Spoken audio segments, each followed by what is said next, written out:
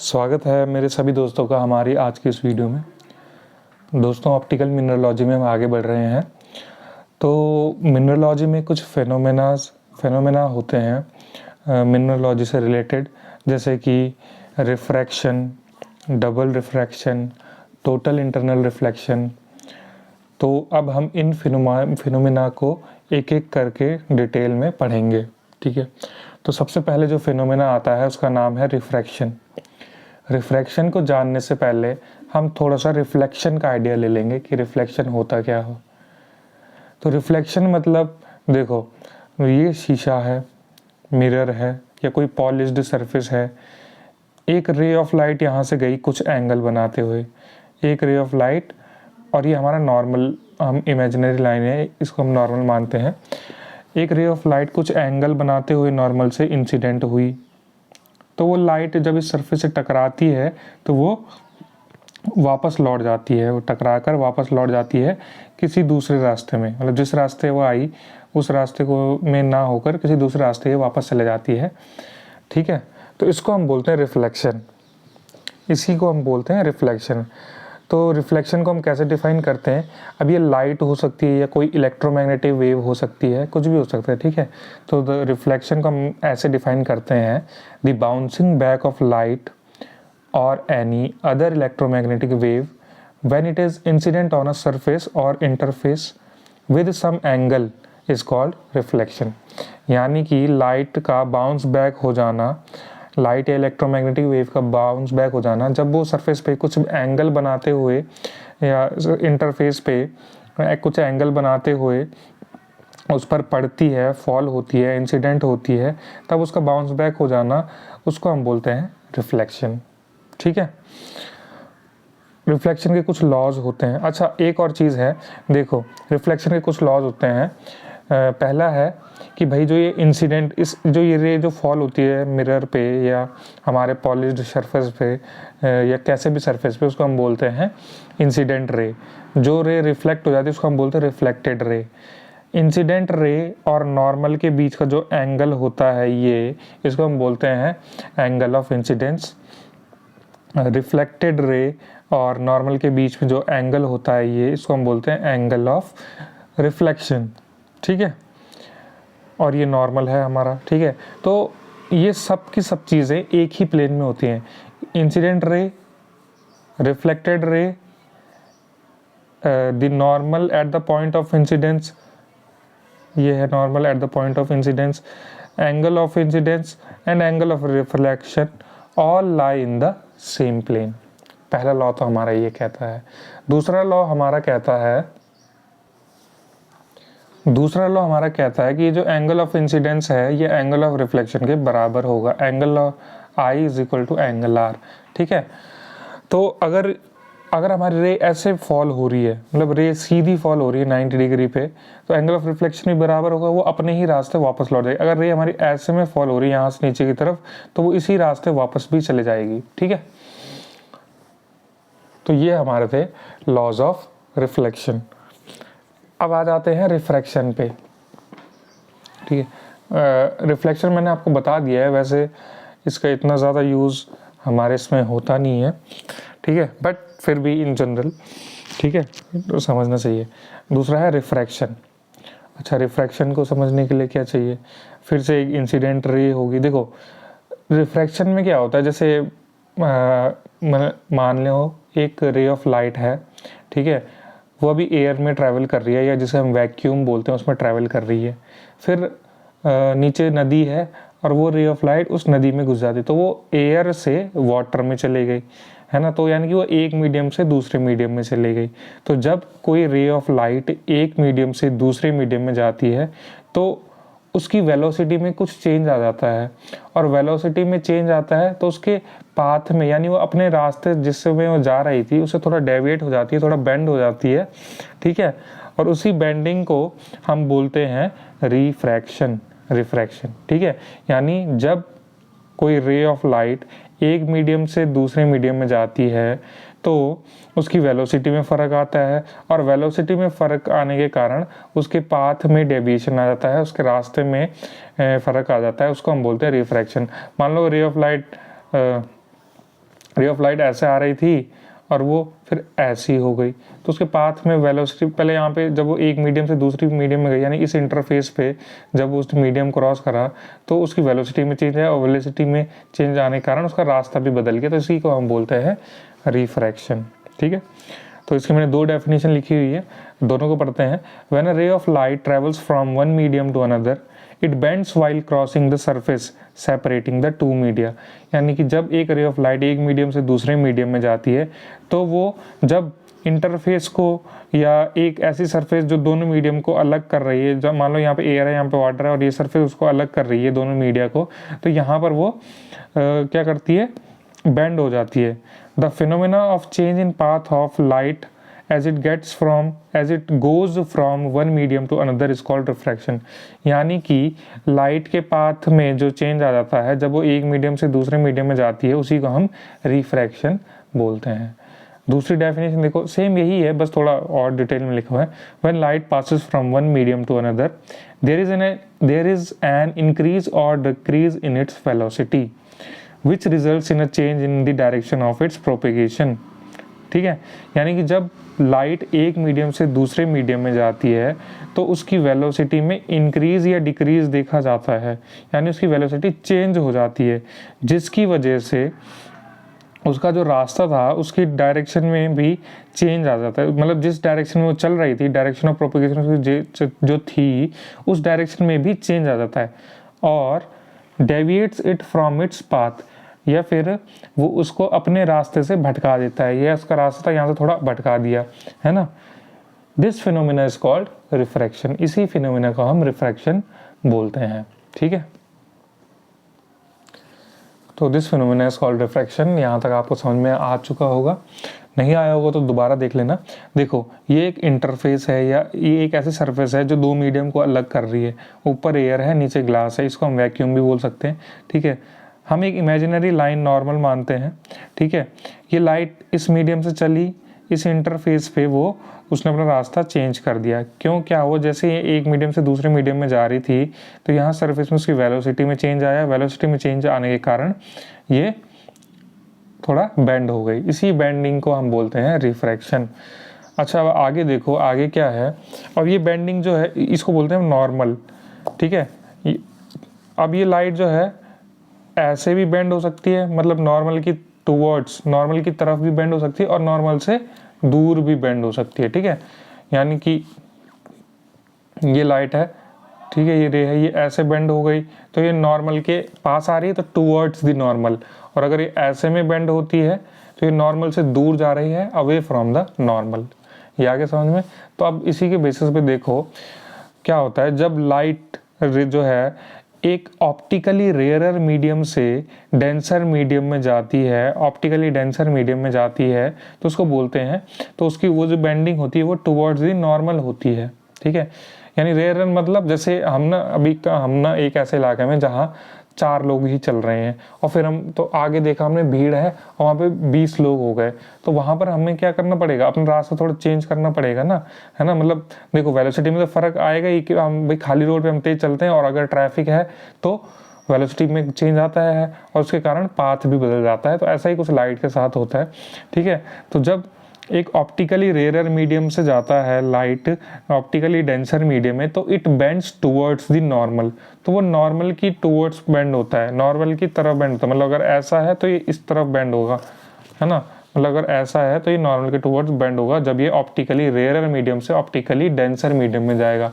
और दूसरे केस में क्या होता है, बिल्कुल उसका उल्टा, जब लाइट रे ऑप्टिकली डेंसर मीडियम से ऑप्टिकली रेयरर मीडियम में जाती है तो ये away from the normal bend हो जाती है। ठीक है, यानी अगर वो ऑप्टिकली डेंसर मीडियम से ऑप्टिकली रेयरर मीडियम में आई तो वो ये नॉर्मल है, नॉर्मल से अवे, नॉर्मल से दूर भागेगी रे। ठीक है, तो ये था।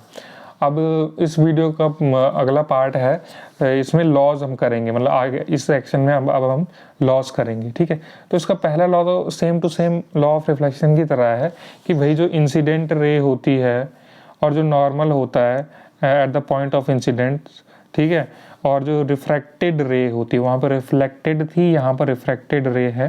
ठीक है, ये सारे के सारे एक ही प्लेन में होंगे, भाई इसी पेज में है ये सब, है ना, तो एक ही प्लेन में है all lie in the same plane. The incident ray, the normal to the refracting surface at the point of incidence, and the refracted ray all lie in the same plane. ठीक है, ये हो गया पहला law.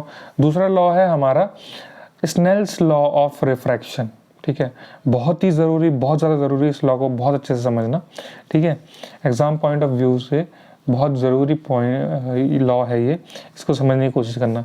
ठीक है, Snell's law of refraction में क्या होता है, देखो अभी हमने देखा यहाँ पर angle of incidence i, angle of refraction r. ठीक है, हमें क्या करना है, इन दोनों एंगल का साइन लेना है।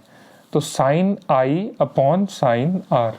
ठीक है, तो sine i upon sine r जो है, ये जो रेशियो होता है, ये दो मीडिया के लिए, मान लो दो मीडिया मतलब एक जो ग्रुप ऑफ मीडिया, मतलब ग्रुप नहीं बोलूँगा, जो कोई दो गिवन मीडिया है उनके लिए साइन आई और साइन आर का जो रेशियो है वो कांस्टेंट रहता है। मान लो एयर और ग्लास के लिए, एयर और ग्लास के लिए साइन आई और साइन आर का जो ये है क्या कहते हैं से रेशियो, वो कांस्टेंट रहेगा। ठीक है, एयर और वाटर के लिए साइन आई और साइन आर का रेशियो कांस्टेंट रहेगा। ऐसे ही वाटर और ग्लास के लिए साइन आई और साइन आर का रेशियो कांस्टेंट रहेगा। मतलब कोई भी दो गिवन मीडिया हैं, दो मीडिया है हमारे पास, उनका जो रेशियो है साइन आई और साइन आर का, वो हमेशा कांस्टेंट रहेगा। अब साइन आई और साइन आई का मतलब, साइन आर का क्या मतलब है, जो एंगल ऑफ इंसिडेंस है उसका साइन लेंगे और एंगल ऑफ रिफ्रैक्शन है उसका साइन लेंगे, उनका जो रेशियो होगा दो गिवन मीडिया के लिए वो हमेशा हमेशा कांस्टेंट रहेगा। ठीक है, और इसी को हम बोलते हैं रिलेटिव रिफ्रैक्टिव इंडेक्स। इसी को हम क्या नाम देते हैं, रिलेटिव रिफ्रैक्टिव इंडेक्स। ठीक है, तो ये समझ में आ गया होगा आपको। इसको हम एन से भी दर्शाते हैं, एन से भी डिनोट करते हैं और म्यू से भी डिनोट करते हैं। म्यू ऊपर ए बी, यानी कि पहला मीडियम ए है और दूसरा वाला मीडियम बी है, यानी ए मीडियम से बी मीडियम में हमारी रे जा रही है।